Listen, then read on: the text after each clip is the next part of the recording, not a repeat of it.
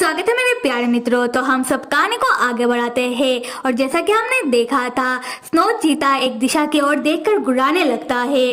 Tan तब snow चीते के पास आकर पूछता है कि स्नो चीते, तुम उधर किसको देखकर गुर्रा रहे हो। बाइडेन आकर कहता है कि टैन, कुछ तो गड़बड़ है।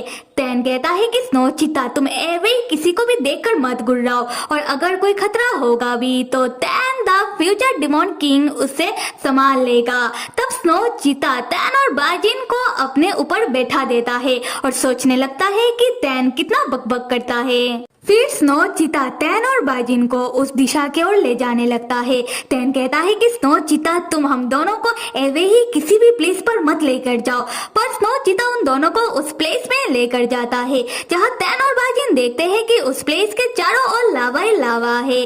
उसके बाद टैन और बाइडेन ठीक अपने सामने स्पिरिचुअल गोल्डन ब्लैक उल्फ को खड़ा देखते हैं, जो देखकर बाइडेन कहने लगता है कि ये तो वो ही spiritual golden black wolf beast है। अगर ये नहीं होता तो टैन तुम्हें कभी भी। फिर बाइडेन अपनी बातों को पूरा नहीं करता और बाइडेन उस स्पिरिचुअल उल्फ बीस्ट से लड़ने के लिए चला जाता है, स्नो चीते से ये कहते हुए कि स्नो चीता, तुम टैन का ध्यान रखना।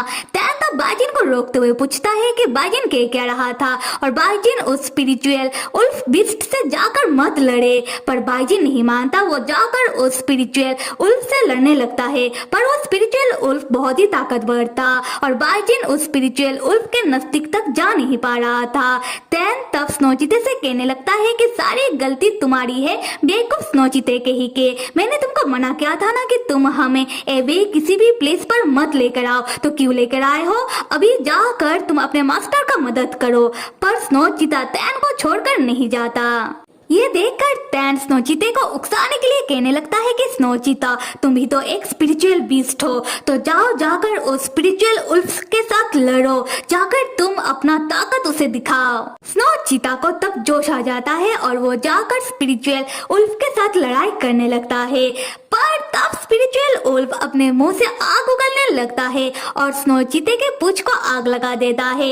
ये देखकर स्नो चीता रोते हुए उछल उछल कर अपनी पूंछ की आग को बुझाने लगता है और इन सारी चीजों को देखकर टैन भाई साहब अपना सर पीटते हुए कहता है कि ये कैसा स्पिरिचुअल बीस्ट है, इस स्नो चीते का कुछ नहीं होगा। फिर टैन और बाइडेन स्नो चीते के पास आकर पूछते हैं कि क्या स्नो चीते का पूंछ ठीक है। स्नो चीता रोते हुए कहता है कि हाँ, अब उसका पूंछ ठीक है। टैन तब स्नो चीते को डांटने लगता है और कहता है कि बेवकूफ स्नो चीते के ही के, तुम कैसे स्पिरिचुअल बीस्ट हो। उस स्पिरिचुअल उल्फ को देखा, वो भी एक स्पिरिचुअल बीस्ट है, पर तुमसे कितना ताकतवर है। जाओ जाकर कुछ सीखो उससे। ये सुनकर स्नो चीते को बहुत ही बुरा लगता है और वो जाकर स्पिरिचुअल उल्फ से झगड़ा करने लगता है। स्नो चीता कहता है कि अगर तुम्हारे अंदर हिम्मत है तो आकर लड़ाई करो मुझसे। पर स्पिरिचुअल उल्फ हमारे स्पिरिचुअल स्नो चीते को इग्नोर मार देता है। ये देखकर टैन अपना सर पीटते हुए कहता है कि बस करो स्नो चीता। बाइडेन टैन से कहता है कि टैन, तुम्हें स्नो चीते को इतना भी सुनाना नहीं चाहिए था। तब स्पिरिचुअल उल्फ टैन को कुछ कहने लगता है और टैन चौंककर सोचता है कि क्या इस स्पिरिचुअल उल्फ ने मुझसे कुछ कहा या फिर मेरा कान बज रहा है। उसी वक्त उन लोगों को जोर जोर से धमाके की आवाज सुनाई देने लगती है, जो सुनकर स्नो चीता टैन और बाइडेन को अपने पीठ के ऊपर बैठा देता है और स्पिरिचुअल उल्फ उस आवाज का पीछा करते हुए जाने लगता है।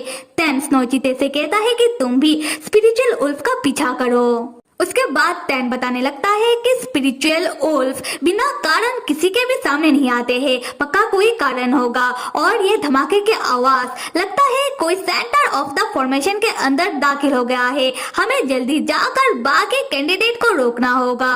और ये सेंटर ऑफ द फॉर्मेशन उस प्लेस को कहते हैं जिसमें लाइन का सील मौजूद है। अगले सीन में हम मू, जूनियर चैन, लियू और उन लोगों के साथ वैम्पायर राक्षस को देखते हैं, जहां हम देखते हैं कि जूनियर चैन ने उन चारों के आसपास एक इनविजिबल बैरियर तैयार कर दिया है, जिससे उन चारों को कोई भी ना देख पाए। तब लियू वैम्पायर राक्षस को डांटते हुए कह रहा था कि अगर तुम्हारे पास सेंटर ऑफ द फॉर्मेशन को खोलने का शक्तियां नहीं है तो तुमने उसे छुआ क्यों। अब तुम्हारे कारण सारे स्पिरिचुअल बीस्ट को पता चल जाएगा कि हम यहाँ आ चुके हैं और साथ में जंगली बीस्ट भी हमारे पीछे पड़ जाएंगे। जूनियर चैन तब उन दोनों को चुप करवाते हुए कहता है कि अब बस करो और जो यहाँ करने के लिए आए हैं उसमें ध्यान लगाओ।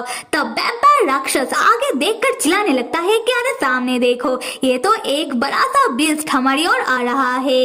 अरे ये तो स्पिरिचुअल बीस्ट है और ये इनविजिबल बैरियर से सिर्फ जंगली बीस्ट हमें नहीं देख पाएंगे, पर स्पिरिचुअल बीस्ट तो देख पाएंगे। अब उन लोगों के सामने बड़ा सा हिरन जैसा स्पिरिचुअल बीस्ट आता है, जो देखकर वैम्पायर राक्षस डर के मारे कहने लगता है कि उसे नहीं मरना। लियू से कहता है कि तुम आदमी होकर इतना क्यों डर रहे हो। वैम्पायर राक्षस कहता है कि डर लगने के लिए क्या आदमी या फिर औरत होना जरूरी है, डर सबको लग सकता है। उसके बाद वो कांपते हुए कहने लगता है कि उसे कोई नहीं देख पा रहा, पर वो बड़ा सा हिरन जैसा स्पिरिचुअल बीस्ट उनके सामने आकर बहुत ही गुस्से में कहता है कि ये क्या, ये तो इनविजिबल बैरियर है, पर मैं तो तुम लोगों को देख पा रहा हूँ। फिर हिरन जैसा स्पिरिचुअल बीस्ट अपने पूंछ से जूनियर चैन के बनाई हुई इनविजिबल बैरियर को तोड़ देता है। ये देखकर वैम्पायर राक्षस और डर जाता है और कहने लगता है कि अब तो तुम हमें देख पा रहे हो और ये स्पिरिचुअल बीस्ट तो बात भी कर सकता है। जूनियर चैन कहता है कि चुप हो जाओ। मुंह तब हिरन जैसे स्पिरिचुअल बीस्ट से लड़ने के लिए अपने शक्तियों का इस्तेमाल करके हवा में उड़ने लगता है। ये देखकर जूनियर चैन चिल्लाते हुए कहता है कि मुंह तुम रुक जाओ और वापस आओ। तो फिर मेरे प्यारे मित्रों, मैं इस कहानी का अगला भाग जल्दी डाल दूंगी और आप सब लाइक कीजिए, सब्सक्राइब कीजिए और कमेंट कीजिए। Till then stay with me and see you.